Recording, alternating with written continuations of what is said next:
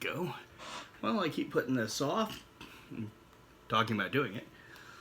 I'm going to talk a little bit about RPGs, see if anybody cares, and maybe try to get my RPG books to pay enough rent so I can get more RPG books. Going to start this off really simple.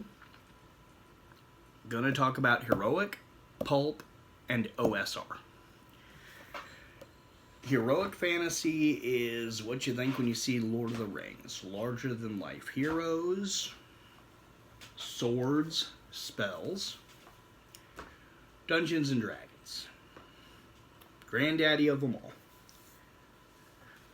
Other great heroic RPGs are the Cypher System by Monte Cook Games and Doctor Who RPG, if you want a little sci-fi in there. On to Pulp. Pulp draws much more heavily onto things like Conan, Solomon Kane, John Carter of Mars, your weird mix of sci-fi, fantasy, and modern. Anything goes.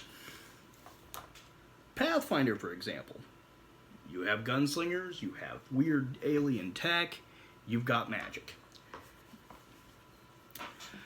Other wonderful ones, Savage Worlds, or if you want a sci-fi bent, Starfinder. Then you've got OSR.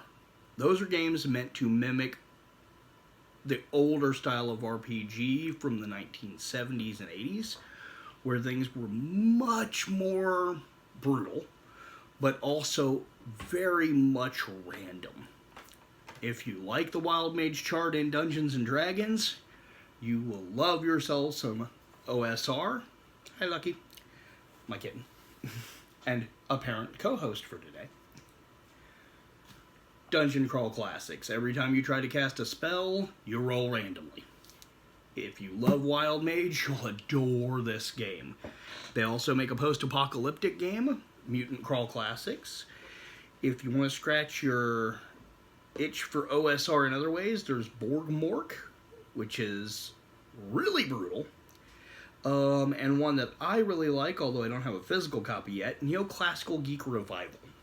We've got some interesting ways to make your species work in that. We'll get into that because I'm sure if people like this, then at some point I'll do an entire episode on OSR. This is more of an intro, get to know each other kind of thing. Then these are all my definitions, by the way, Heroic, Pulp. OSR is a known one, but then there's your other ones, your weird ones, your ones that don't quite fit the mold. Palladium. With riffs, anything is possible. It is kitchen sink. And it can be a blast, as long as you understand what you're getting into. Call of Cthulhu, which is very much dark horror. Easy to mod. So if you want to run something like Supernatural and you can't afford the very much out-of-print Supernatural RPG, Call of Cthulhu would be an excellent one to mod for it. And, well, I don't want to run too long at the tooth, so I'm going to go ahead and... Boom, boom, boom. This is so that hopefully if people want to donate money, they can, and I can buy more books to get on here and talk a little bit more in depth about. As I said, this is just a quick intro to what I want to talk about, and next I'll get a little bit more into our actual heroic RPGs. Then I'll do a video on Pulp, OSR, and then move on to genres such as post-apocalyptic, modern, sci-fi. We'll have a good time. I'm going to try to keep these videos down to about 5 to 15 minutes a piece. Little bite-sized nuggets so that you're not wasting too much time watching me rattle on. And I'm going to go ahead and cut this, post it, and start the next one because while I want to do at least once a week, I'd like to go ahead and get a couple up right off the bat.